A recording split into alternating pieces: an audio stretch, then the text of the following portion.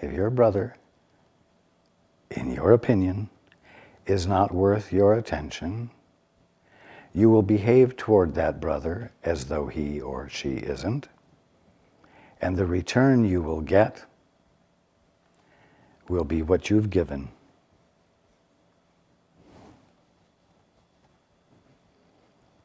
If paying is associated with giving, it cannot be perceived as loss, and the reciprocal relationship of giving and receiving will be recognized.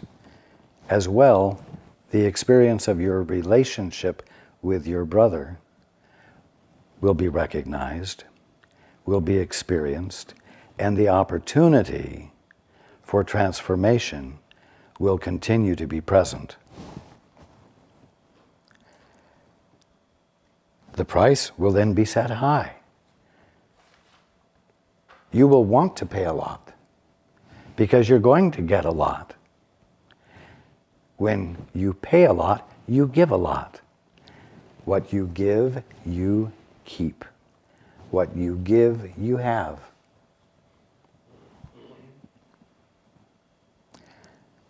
The price for getting is to lose sight of value, making it inevitable that you will not value what you receive.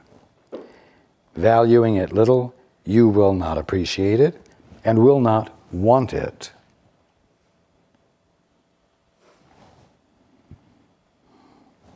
How many people do you know who are accumulators?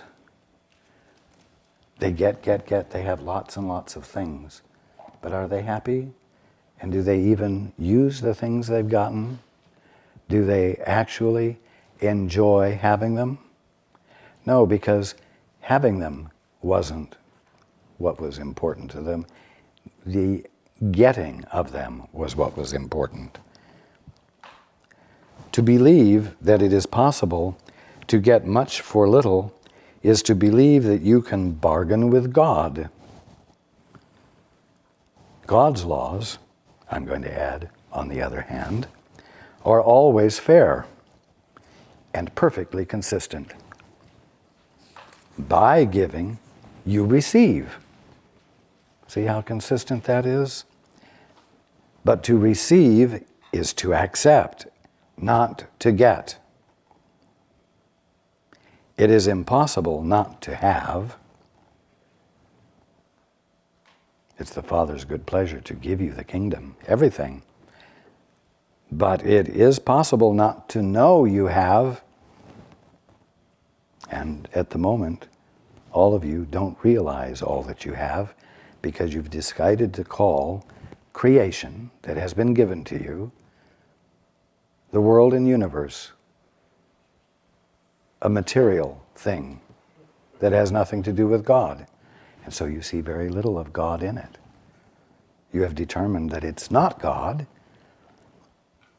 And in fact, some who read the Course interpret it to mean that the world is an illusion. It is not of God.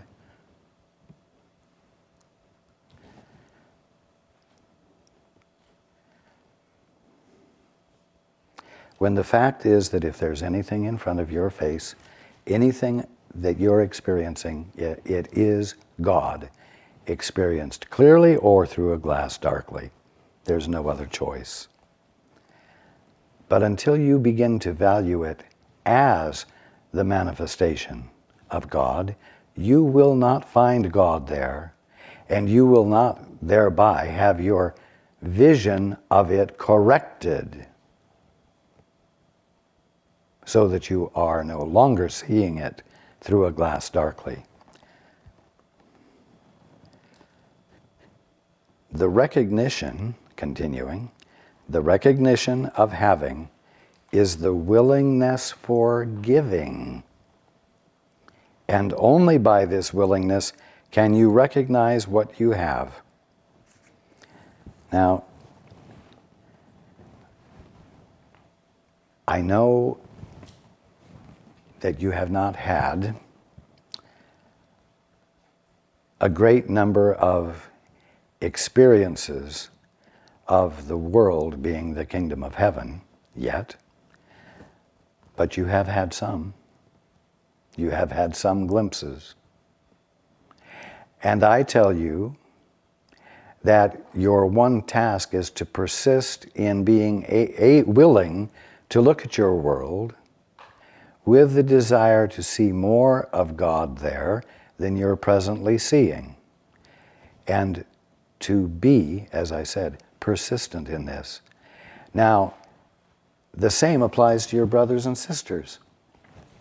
It doesn't matter how awful they are appearing to you, whether they are appearing that way because of their own faulty decisions within themselves, or whether they're appearing that way because you are insisting on seeing them as something other than the excellence of God expressed. Because, as I said last week, you know them too damn well.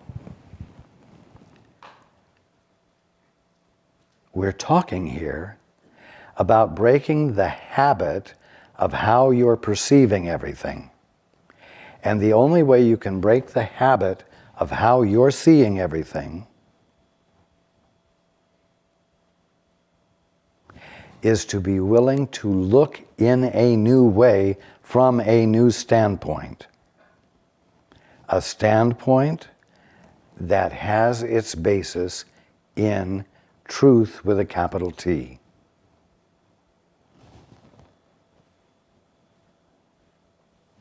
The recognition of having is the willingness for giving. It's the willingness for persistently giving your attention to your brother in a new way. Giving your attention in a new way.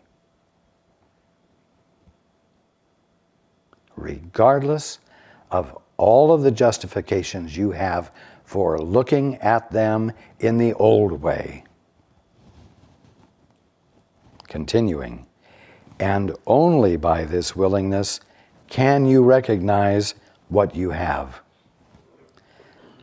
What you give is therefore the value you put on what you have, being the exact measure of the value you put upon it.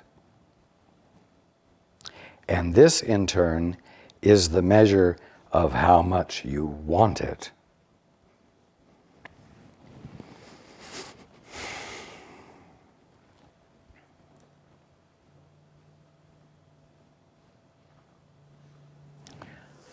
The big question is there any point at which you can justify giving up on your brother?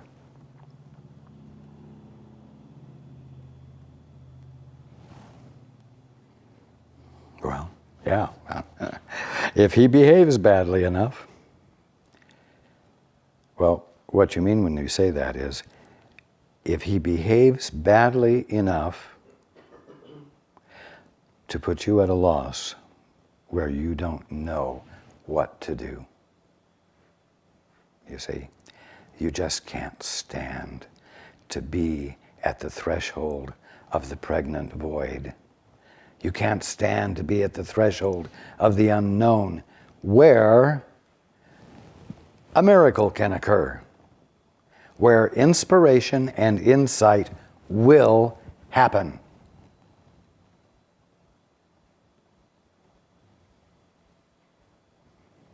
Why? Because it takes too much effort on your part. It requires giving more attention than you're willing to give, more attention than you feel is justified.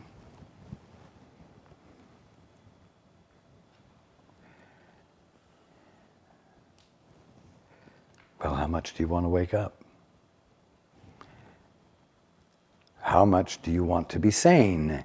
That's another way of putting it. How much do you want to be sane?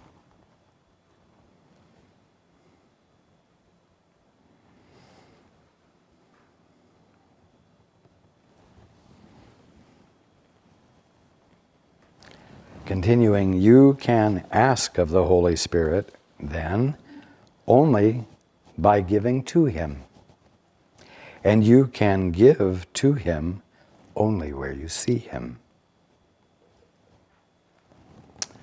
Well, I'm not really ready to see Him in my brother or my mother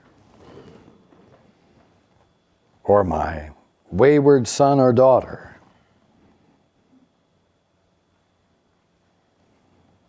I'm not really willing to see the Holy Spirit in the president.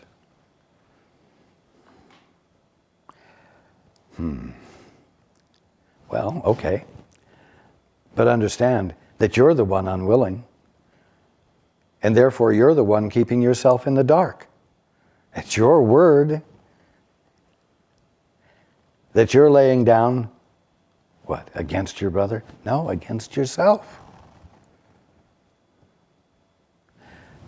I am, under the circumstances, unwilling to be more fully conscious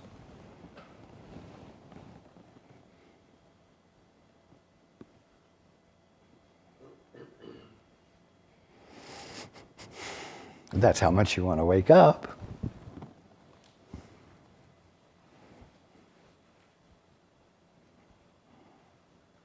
Thank God for those who push you to the edge. You would say thank God to them if the edge was a place you valued. And I will tell you something. As you stand at the edge under dynamic circumstances or peaceful circumstances and experience the inspiration that constitutes a miracle, a sudden shift of perception, you will begin to value the edge more.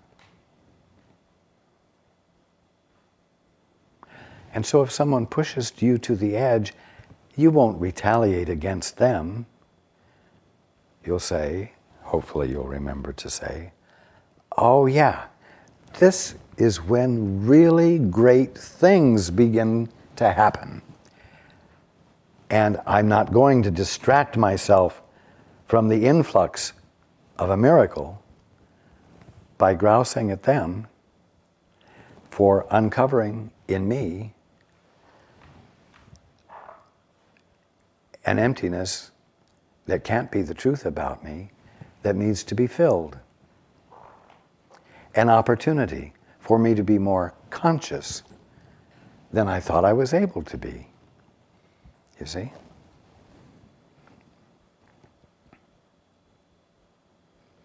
Continuing, if you see Him, the Holy Spirit, in everyone, consider how much you will be asking of Him, the Holy Spirit.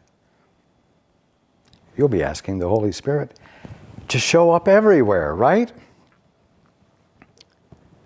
By being willing to see the Holy Spirit in everyone, you're asking the Holy Spirit a lot. Consider how much you will be asking of Him, and here's the kicker, how much you will receive. You see, this is why you don't need to be afraid of the edge, because it's the place where how much you can receive can make itself available to you, because you're not defended against it or distracted from it by your preoccupation with being pissed off at the person who drove you to the edge of your known capacity to be conscious.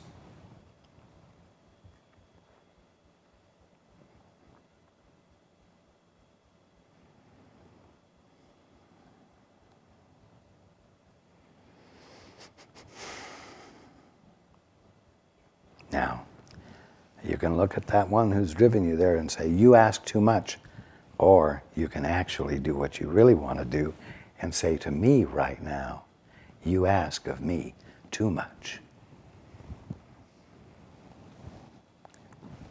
But I am telling you that I'm asking you to put yourself in a position of discovering how much more of what you really are there is available to you. And that is part of your natural sanity, which is perfectly normal to you, and you are capable of it.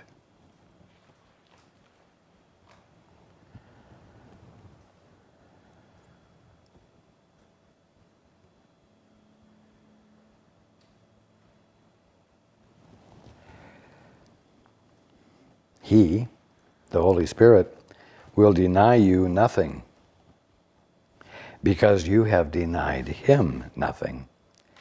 You have denied Him. You have not denied Him your attention. And so you can share everything. This is the way, and the only way, to have His answer, because His answer is all you can ask for and want. Say then to everyone, quote, because I will to know myself, I see you as God's Son and my brother, unquote.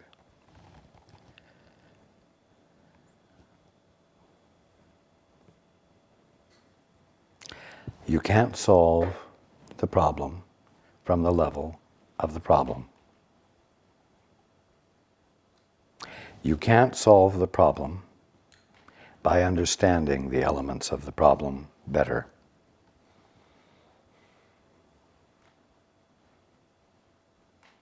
You can't understand your brother or sister by pegging him or her with a definition in your mind, an explanation of them, psychologically, physically, or any other way. What happens when you peg a butterfly? Well, it's dead and in a case, very carefully arranged by you to look its most dead beautiful.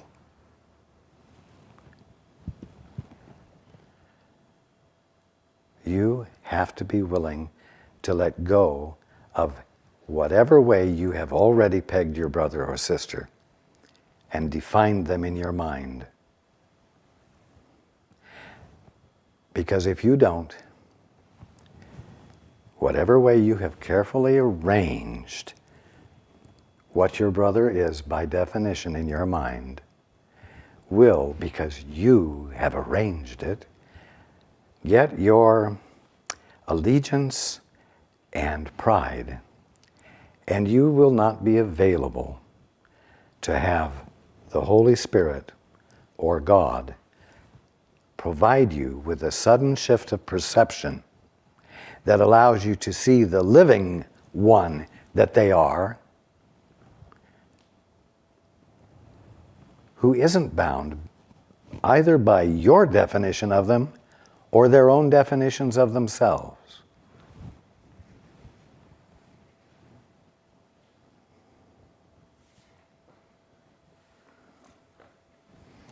And until you do abandon those definitions, and until you, by virtue of having abandoned them, are able to see the living, non-static, unpegged presence that they are, there will be no opportunity for you to be the presence of appreciation, the presence of no judgment that will allow them to abandon their defense and have a sudden shift of perception themselves.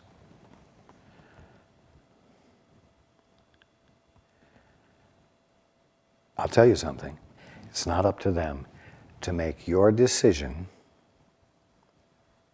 to stand at the edge and embrace what is beyond it easier for you.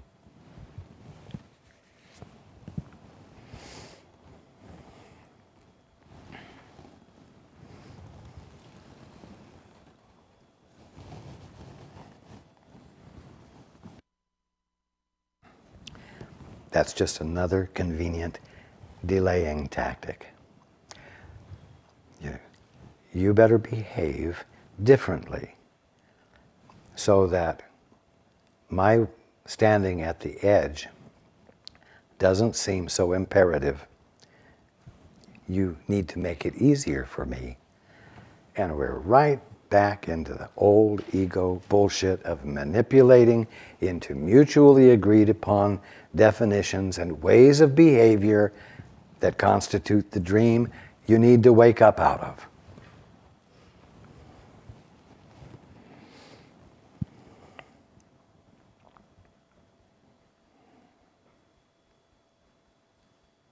So here's the big question. Here's your bottom line vulnerability.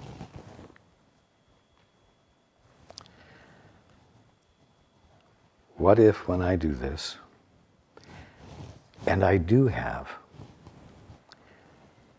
miracles happening, sudden shifts of perception do occur, and I make the gift, and I, by embodying it, now have it. What if they don't change? What if they continue to act badly? What if they continue to engage with me in a manner that is calculated to upset me?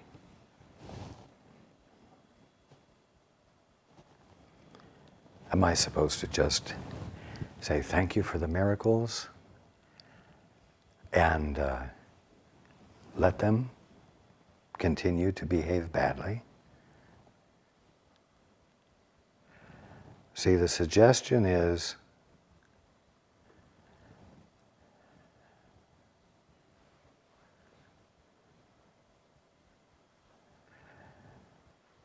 that maybe you will end up being a doormat because you're so busy making the gift that you're not saying no, that you've abandoned simple intelligence. You're afraid that abuse will become the norm.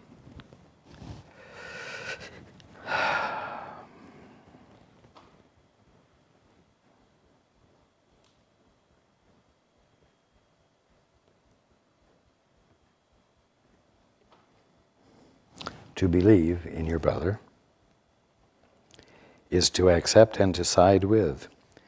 To believe is not to be credulous, but to accept and appreciate. No, none of this is going to amount to you're being credulous, stupid, naive. Anything goes. Whatever you say, I believe, I accept. Whatever way you behave, I believe, I accept. No. I promise you that you cannot abuse me. And if you try to, if you engage in that attitude and behavior, I will call it for what it is. Not to attack you, not as judgment, but to show you that you're doing something that isn't working. To show you that you're doing something that you don't want to do any longer because it isn't working. Because it doesn't blend with the way things work. And then I will illuminate the way things work so that you can make a choice for that instead. And I will hang in there with you. But I will object. I will object not by attacking you, but I will object by calling the game for the game that it is and not reacting to it and saying, this doesn't work. Don't do this with me. It won't work. Stop doing this with me. Do this instead. But you see, that involves ongoing involvement, a continuing to give your attention there where your brother is, not to his behavior, but to that of excellence in him that you know has to be there.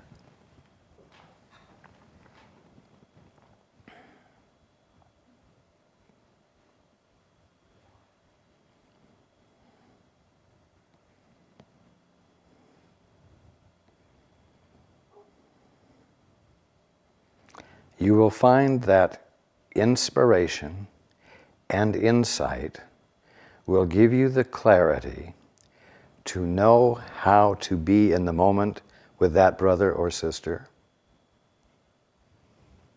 And of course, I mean by that mother, father, son, daughter, acquaintance, everyone.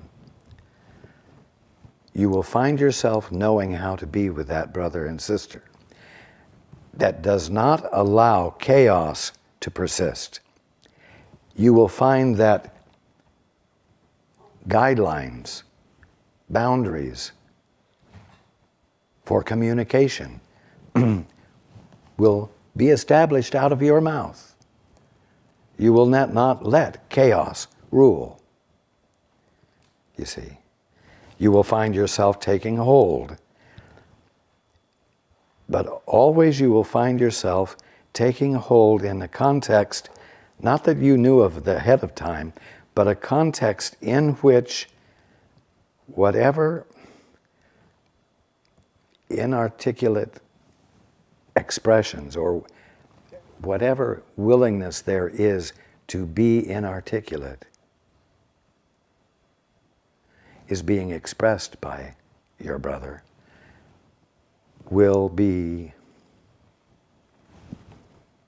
squelched and required to fit in to a means of communication that will allow dialogue to occur rather than ongoing mystification, confusion. And so you may very well find yourself seeming to be authoritative, but not an exercise of control expressed as a means for your not having to step up to the edge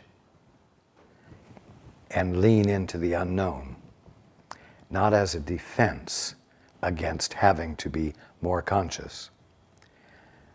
The exercise of control will be the nudging and the guiding of ideas that help provide a structure in the relationship that allows the one you're with to abandon his or her defensive practices and relax enough to let themselves, who they are, find expression and for healing to occur. It might take a while, but since you will not be into control, you will not be expressing an agenda for this other one, you will be the part of the dance of the relationship that it's your function to be, that supports in the most graceful manner, in other words, with grace, a natural movement out of the darkness of chaos on the part of your sister or brother.